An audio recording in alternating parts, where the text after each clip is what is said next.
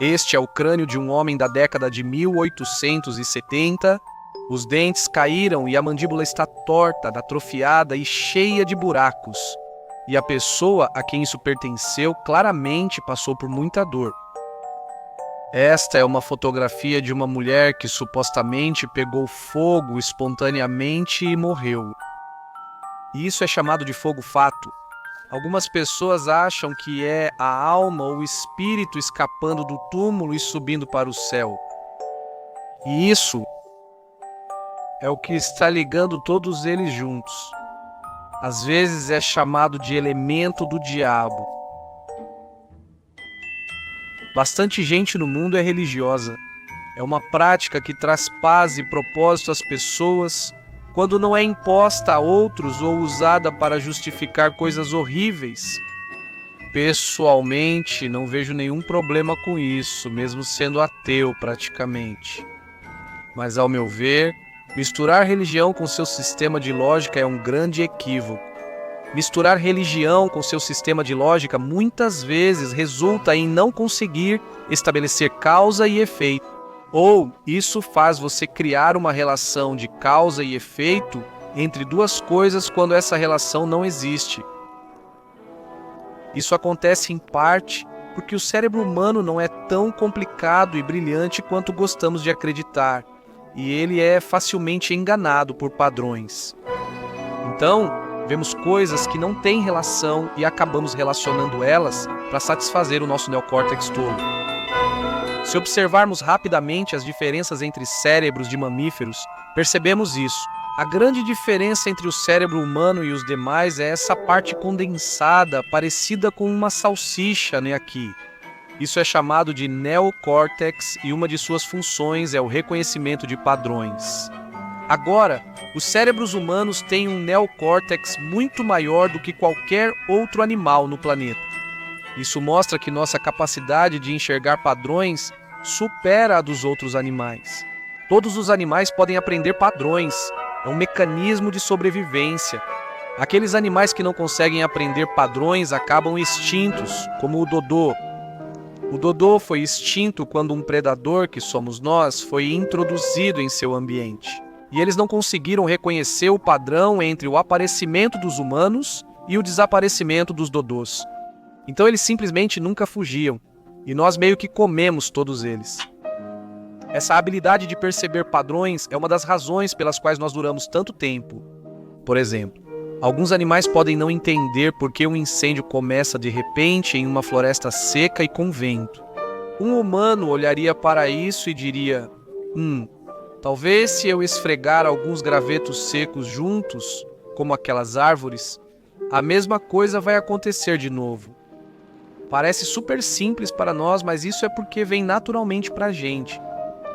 Isso também é, infelizmente, uma falha, pois nos leva a fazer inferências que na verdade não existem, como evitar gatos pretos perto do Halloween ou usar camisas esportivas da sorte quando você está assistindo seu time favorito jogar. Tenho quase certeza disso. Todo torcedor já afirmou em algum momento que é um azarado para o próprio time e que assistir ao jogo vai fazer o time perder. A religião quase sempre funciona com base nesse princípio. Por isso, quando algo bom ocorre, é vontade de Deus. Se algo ruim acontece, ele age de formas misteriosas. Por isso, músicas também ficam na sua cabeça. Quase sempre é uma música da qual você não sabe toda a letra e só conhece aquela parte marcante do refrão. Se você aprender a letra e cantar a música inteira, seu cérebro de salsicha vai ficar satisfeito e a música vai sair da sua cabeça.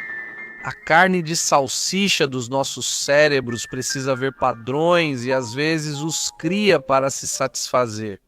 E embora tudo isso possa parecer um monte de bobagem longa e enrolada, eu prometo que essa ideia vai voltar mais tarde. Há centenas de anos, a ciência acreditava que era possível transmutar um elemento em outro. Normalmente, a alquimia buscava transformar chumbo em ouro, mas por razões óbvias, isso nunca foi alcançado. A alquimia foi perseguida até ser substituída pela química moderna.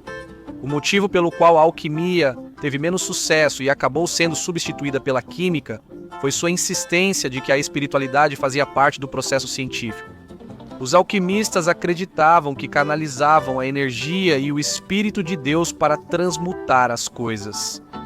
Por que calar a boca? É por isso. Quando eles abandonaram a ideia de que Deus e espíritos tinham algo a ver com reações químicas, começaram a ficar muito melhores em criá-las. No entanto, isso não os impediu de descobrir coisas por acidente.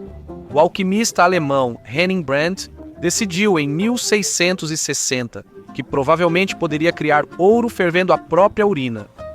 Obviamente não conseguiu, mas o que ele criou foi o fósforo. No início, ele se decepcionou ao descobrir que não era ouro, até o momento em que o sol se pôs e ele percebeu que aquilo brilhava no escuro. Naquele tempo, só havia luz após o pôr do sol acendendo uma fogueira. Então, essa nova pasta de urina que brilhava no escuro era algo curioso. Ele vendeu sua urina fervida ou a receita para Kraft, que depois conheceu Roberto Boyle na Inglaterra. Agora, Kraft e Boyle. Eles eram camaradas e gostavam de conversar. Chinwag. Aliás, Chinwag é britânico para conversa. O problema foi que Kraft falou demais e acabou dando pistas demais sobre a receita sem querer. Robert Boyle, como capitalista industrioso, roubou a ideia e criou sua própria versão do produto químico e teve a brilhante ideia de mergulhar lascas de madeira na mistura.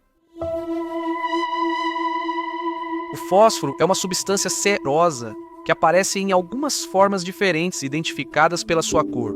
O fósforo branco é o tipo menos estável e, quando exposto ao oxigênio, ele brilha no escuro através de uma reação química fria chamada quimiluminescência. É extremamente inflamável, tão inflamável, na verdade, que ao entrar em contato com o ar pega fogo.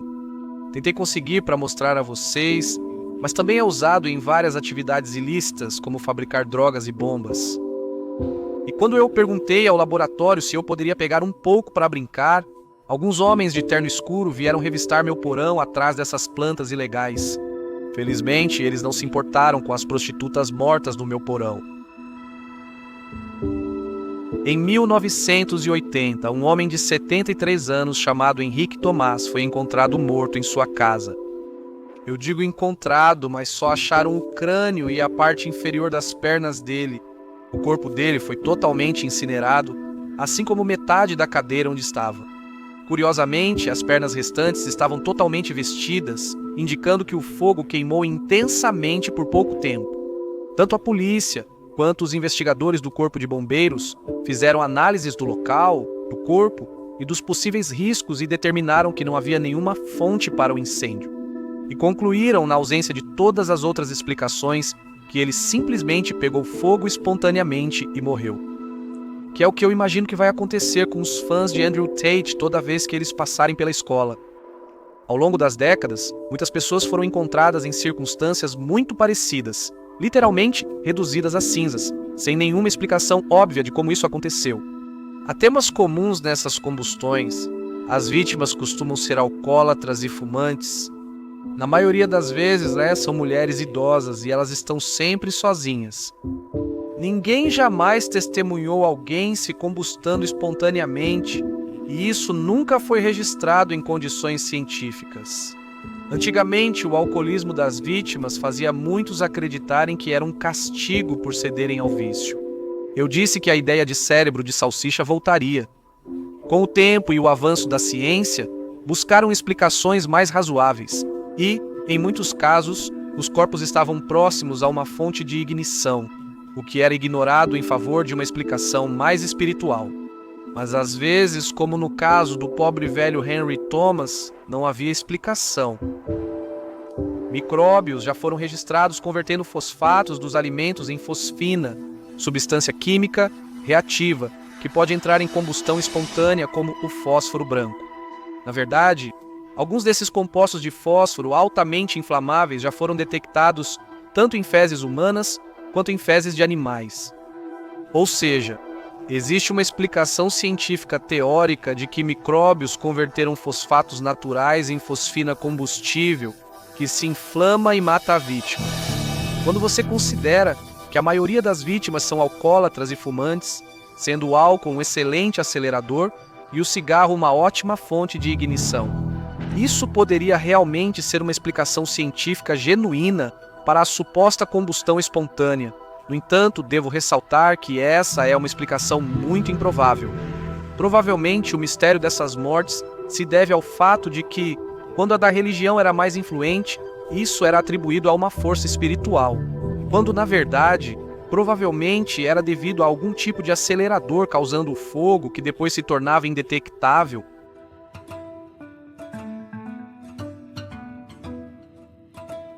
Agora, nós paramos a história de Bob Boyle logo depois que ele roubou a receita de fósforo do seu amigo bêbado. Mas não termina aí. No século XIX, Roberto Boyle começou a mergulhar gravetos de madeira em fósforo que podiam ser acesos simplesmente ao serem arrastados sobre uma superfície áspera. E assim nasceu o palito de fósforo. Agora isso foi um verdadeiro divisor de águas. Naquela época, acender fogo era um grande incômodo para o cidadão comum em casa. Isso podia levar minutos, especialmente nas casas britânicas do século XIX cheias de corrente de ar. Os fósforos tornaram esse processo instantâneo, e isso deixou Roberto Boyle instantaneamente rico. Para fabricar os fósforos, eles utilizavam fábricas cheias de pessoas em pé diante de tanques que eram preenchidos com água aquecida. Dentro da água aquecida havia uma mistura de fósforo branco e alguns outros produtos químicos também. As pessoas mergulhavam os palitos na mistura e deixavam secar. Era um trabalho de 14 horas diárias em fábricas úmidas e mal ventiladas. E o líquido aquecido com o qual eles trabalhavam produzia vapores de fósforo, que as pessoas inalavam durante 14 horas por dia sem ventilação. É aqui que começa a ficar realmente horrível. Veja, inalar vapores de fósforo causa osteonecrose, que é outro nome para a morte óssea. Primeiro você sentiria dor de dente e depois eles apodreceriam e cairiam, mesmo com boa higiene bucal, que era rara na época. Depois, seu rosto incharia e se deformaria em formas grotescas, e você desenvolveria abscessos ao longo de toda a mandíbula que liberariam pus com um cheiro muito desagradável. Há poucas fotos de pessoas afetadas na época por ser antigo, mas encontrei algumas fascinantes. Em um estudo odontológico que analisou pessoas com a mesma condição, como resultado da fabricação de metanfetamina, que também utiliza fósforo no processo e cria gás fosfina. Aqui, dê uma olhada.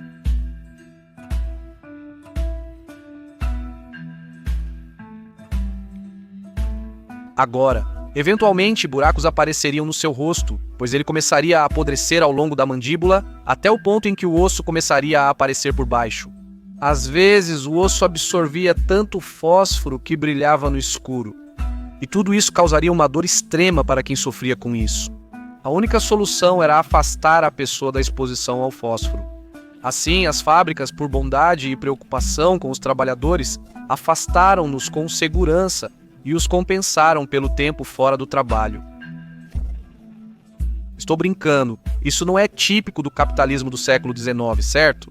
Eles amputaram o osso da mandíbula das pessoas para que continuassem trabalhando, e os donos das fábricas podiam continuar extraindo aqueles lucros doces logo depois de extraírem a capacidade dos trabalhadores de mastigar alimentos sólidos.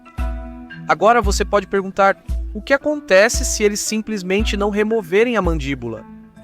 Nada demais, só o fósforo indo para os órgãos internos e causando falência dos órgãos e, eventualmente, a morte. Esses trabalhadores tinham salários baixos, jornada longa de 6 dias por semana, sofriam abusos físicos e multas rigorosas quando os chefes consideravam que não trabalhavam o bastante. Era praticamente o mais próximo da escravidão que se podia chegar sem ser legalmente definido como escravo. São essas condições e o enorme risco à vida. Essas condições levaram as mulheres das fábricas de fósforos a fazer greve em 1888 e criar o primeiro sindicato de trabalhadores do Reino Unido.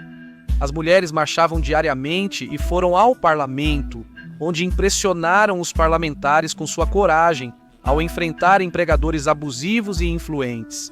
Isso resultou em trabalho mais seguro, melhor ventilação e fim de punições físicas e multas dos empregadores. Um ano depois, isso também inspirou trabalhadores dos portos do Reino Unido a entrarem em greve e melhorarem suas condições de trabalho, igualmente perigosas e difíceis. Essa também é a origem do Partido Trabalhista do Reino Unido. Às vezes, ao caminhar por um cemitério à noite, uma luz brilhante escapa de um caixão recém-enterrado. Algumas pessoas acreditam que isso era a alma da pessoa falecida ascendendo ao céu. Agora, você também pode ver a mesma coisa sobre pântanos e brejos. E o folclore nos dizia que essas eram pessoas más que haviam cometido pecados terríveis, e Deus as condenou a vagar pela terra para sempre, com apenas uma única brasa ardente para se manterem aquecidas. Essa brasa servia para atrair viajantes desavisados à morte nos pântanos, fingindo ser alguém com uma lanterna. E assim, a direção parecia segura apenas para que essas pessoas descobrissem que afundariam até a morte nos pântanos. A verdadeira explicação é por causa do nosso amigo fósforo. Pântanos e brejos tendem a ter pequenas concentrações de metano e fosfina em seu interior devido a processos naturais. Esse gás então escapa e a fosfina reage com o ar, criando o brilho que as pessoas conhecem como fogo-fato. Algo semelhante, na verdade, acontece também em cemitérios, já que corpos em decomposição também emitem alguns gases diferentes enquanto apodrecem. Esses gases também podem ser fósforo, que reage com o ar exatamente da mesma forma e cria uma luz flutuante, parecida com um espírito, que flutua inofensivamente pela noite. Esta é a fascinante e verdadeira história do fósforo. É a história de como podemos cegamente atribuir coisas explicáveis ao inexplicável. E também é a história horrível do sofrimento industrial. Então, da próxima vez que você ficar bravo porque não consegue riscar um fósforo direito, apenas lembre-se de quem sofreu e morreu para criar aquele pequeno palito mergulhado em urina fervida